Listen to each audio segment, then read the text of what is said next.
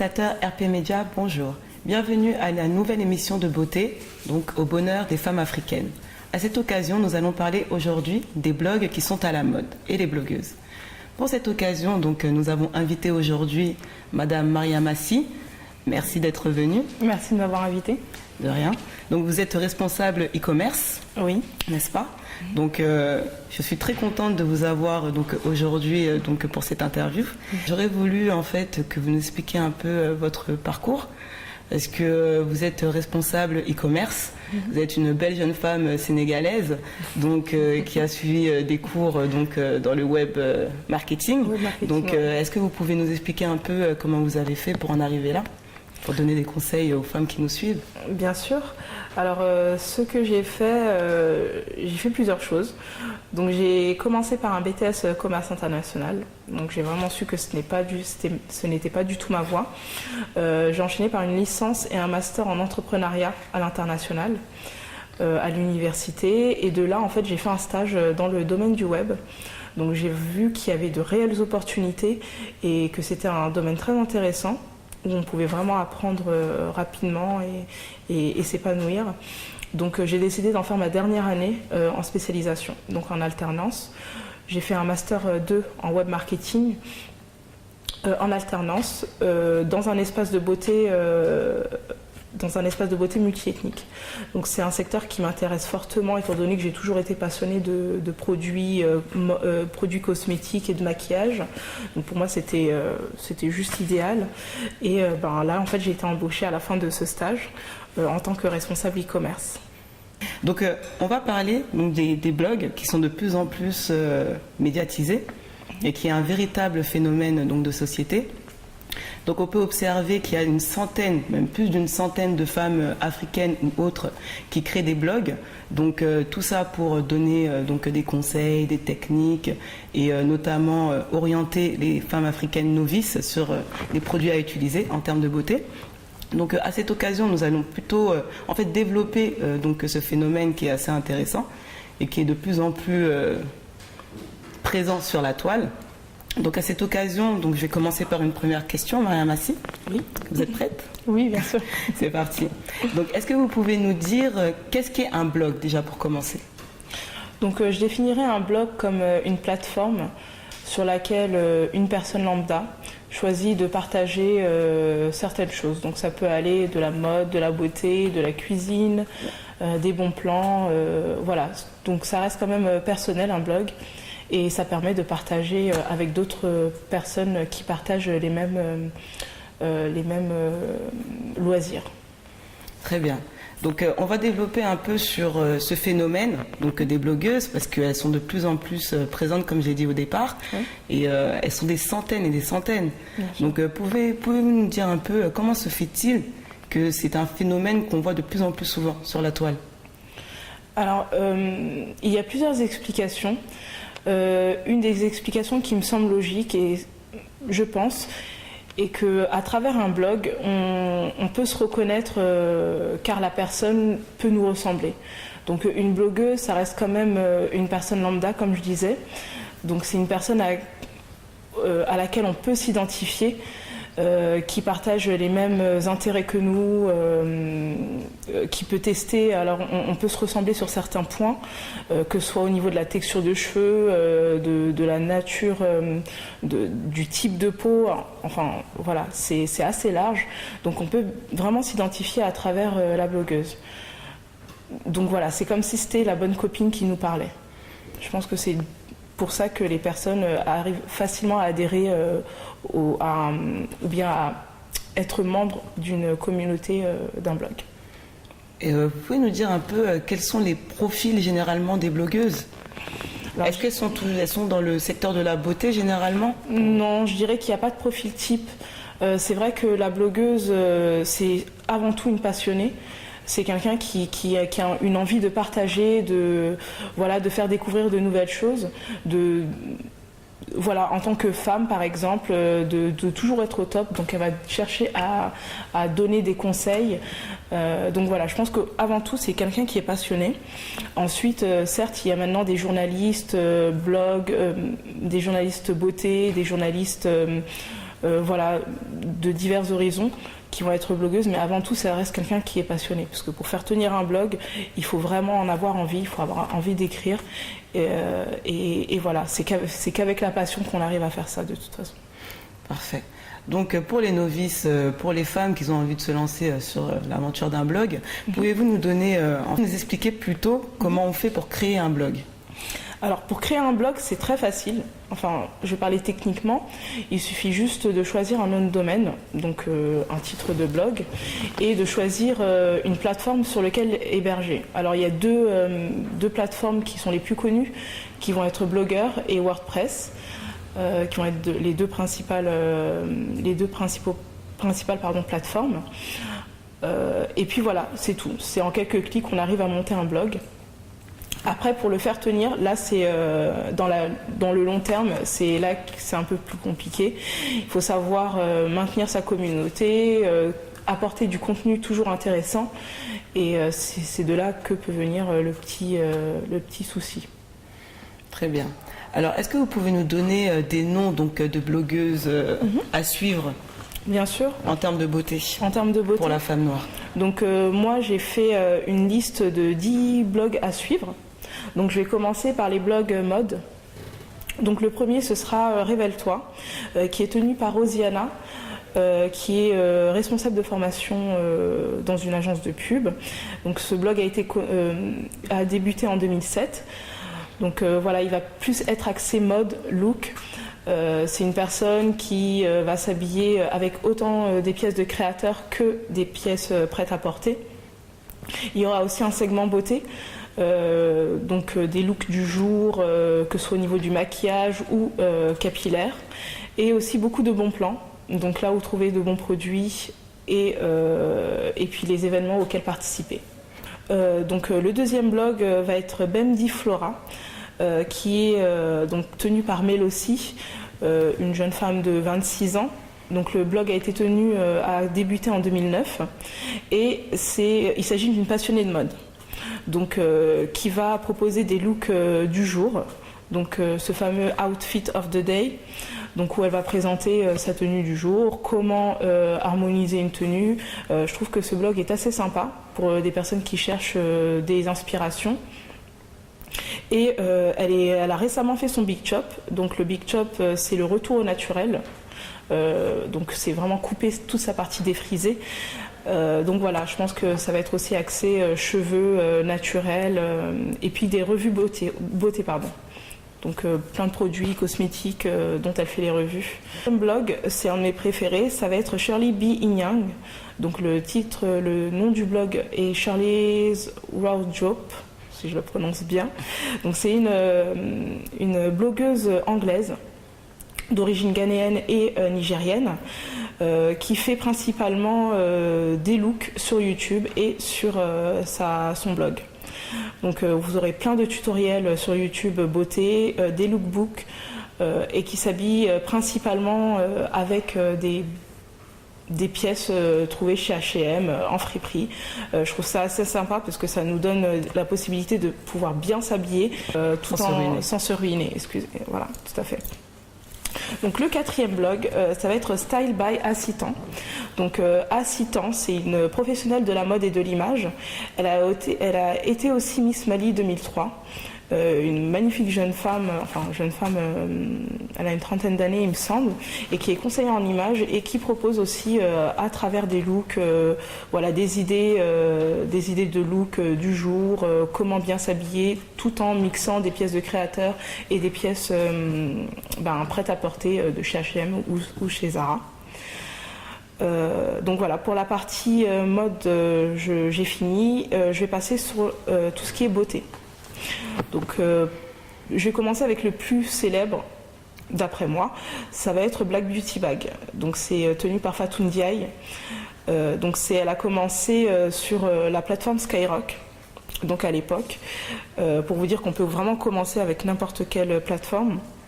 Et puis elle parlait beaucoup de la femme noire, de l'estime de soi, des problèmes aussi de dépigmentation, qui est un problème actuel. Voilà, et en même temps, c'est beaucoup axé beauté et aussi mode, avec des looks voilà, de beaucoup de fripes. Donc vraiment des bons plans de friperie. Donc voilà, c'est un de mes blogs préférés, c'est vrai, parce elle aborde vraiment tout ce qui concerne la femme noire, que ce soit culturel, beauté, mode.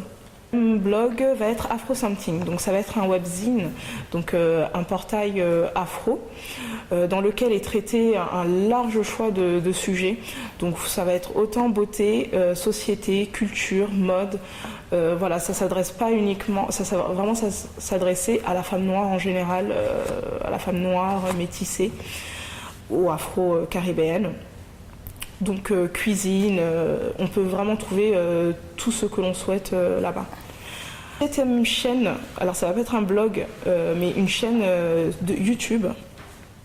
Ça va être la chaîne de Mimou, donc tenue par Myriam, et qui est experte, je dirais, en coiffure protectrice.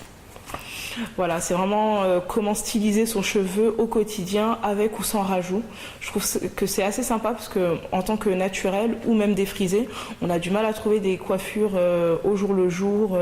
Voilà, on a tendance à choisir la facilité, à mettre ses cheveux en arrière, alors qu'on peut faire énormément de choses avec le cheveu afro. On s'en rend juste pas compte et on a besoin des fois de voir des personnes qui nous proposent en fait, qui ont un peu plus d'imagination, je pense. Et donc on peut reproduire mais vraiment très facilement de beaux looks qui peuvent durer une semaine ou même plus. Donc voilà, il y a aussi un segment maquillage, look de soirée, look de journée et des revues produits, que ce soit capillaires ou cosmétiques. Le 8e blog, ça va être Ivy Mag, donc tenu par Virginie qui est maman de 2 garçons. Donc ça va vraiment être axé mode et beauté. Et il faut noter que Virginie, elle, est rédactrice pour certains grands magazines. Donc je vais citer 2. Donc Elle et Pluriel. Elle a son segment plus pour le cheveu et la peau afro. La peau ethnique, on va dire. Donc voilà, c'est vraiment intéressant. Voilà, ça peut s'adresser aussi à tout le monde. Donc moi dans ma liste, hein, j'ai sélectionné des blogs qui peuvent s'adresser à vraiment toutes les femmes noires. Donc voilà, là ça va être mes 2 petits bonus. Ça va pas forcément être des blogs beauté ou mode. Donc le 9e, ça va être la Manouchka. Je trouve ce portail très intéressant car voilà, elle tient un réseau qui s'appelle Upgrade Me et qui va permettre à la femme d'être une meilleure version d'elle-même par plusieurs étapes. Donc elle fait beaucoup de challenges qui sont très courts, par exemple de 15 jours. Et à chaque jour, il y a une étape essentielle à suivre. Donc voilà, mieux se découvrir. Voilà, vraiment, elle fait vraiment de l'introspection. Et ce portail va être vraiment ciblé à toutes les femmes, mais j'ai vu qu'il y avait beaucoup de femmes afro-caribéennes. Donc voilà, j'apprécie beaucoup et j'invite vraiment les personnes à faire un tour sur ce blog parce que voilà, il est dédié au développement personnel. 10e blog va être celui d'Andrea Beaumont, qui est journaliste entrepreneur et qui est juste une amoureuse de l'Afrique. Donc à travers son blog, elle nous fait part de ses voyages, de ses découvertes culturelles, des livres qu'elle a lus. Donc je pense que c'est très important. La beauté, c'est extérieur, mais je pense que de l'intérieur, il faut savoir apprendre, être curieux et lire des bouquins qui puissent nous faire sentir mieux, nous développer en fait au quotidien. Donc voilà, j'aime beaucoup ce blog-là et c'est une belle découverte, je pense, une belle découverte culturelle, je dirais. Merci pour toutes ces informations, tous ces blogs. Donc je vous invite toutes à aller les visiter. Donc c'est des informations très précieuses. Donc pour celles qui souhaitent suivre les blogueuses pour les femmes afro.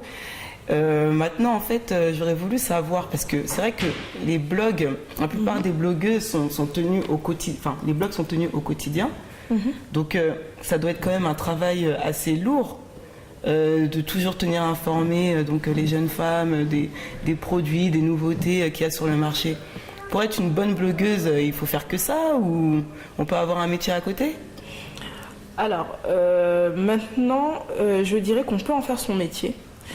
Alors il y a des blogueuses que j'ai citées qui en font leur métier, qui se sont même mis en tant qu'auto-entrepreneurs ou bien qui ont fait un statut spécial pour tenir au quotidien leur blog. Donc on peut en vivre, hein? On peut en vivre, oui. On peut en vivre grâce aux publicités, grâce aux articles sponsorisés. Enfin maintenant on peut vivre de son blog. Et puis même il y a d'autres blogueuses, enfin j'avais vu une blogueuse mode qui gagnait près de 10 000 euros par mois grâce à son blog. Donc voilà, vraiment on peut en vivre, mais tout est dans la passion, tout est dans comment on arrive à faire adhérer la personne, tout est dans comment on aborde la marque, comment on parle des produits. Je pense que c'est vraiment un ensemble. On ne peut pas s'improviser blogueuse du jour au lendemain, je pense que ça s'apprend. Je pense qu'on ne crée pas un blog pour dire je vais en vivre. C'est au fur et à mesure du temps qu'on saisit des opportunités, qu'on fait des rencontres. Je pense que c'est comme ça. Après, oui, il y a des blogueuses qui en font leur métier et qui sont beaucoup approchées par les marques. Donc plus elles sont approchées par les marques, plus elles peuvent vendre leur pub le plus cher, oui, et plus elles gagnent. Donc maintenant, c'est vrai qu'on a remarqué en termes de beauté qu'il y a beaucoup de marques maintenant qui vont vers les blogueuses. Elles se font payer, carrément on leur offre des produits pour qu'elles donnent des techniques et qu'elles les présentent. C'est quand même superbe comme métier, ça. Ah oui, c'est vrai que les avantages en nature sont nombreux, surtout lorsqu'on écrit bien, qu'on présente bien le produit et qu'on a un bel univers. Et c'est vrai que c'est pour les blogs, pour les marques, hein, les blogs c'est une réelle opportunité, d'une part pour faire du buzz. La blogueuse, on se sent proche d'elle, du coup quand elle parle d'un produit, on va plus avoir envie de l'acheter parce qu'on pense que son avis est objectif et qu'elle nous ressemble. Donc voilà, c'est comme si c'était la bonne copine qui nous l'avait présenté. Et voilà, c'est pour ça que les marques aussi envoient les produits pour faire des revues. Alors maintenant, je pense que les blogueuses savent que les internautes sont au courant de ce petit filon. Donc elles mettent de plus en plus liens sponsorisés en bas de leurs articles pour faire comprendre que c'est la marque qui leur a envoyé le produit et qu'elles ont été elles ont reçu une compensation. Derrière. Mais derrière, exactement. Donc voilà, je pense que les marques, c'est très facile pour elles.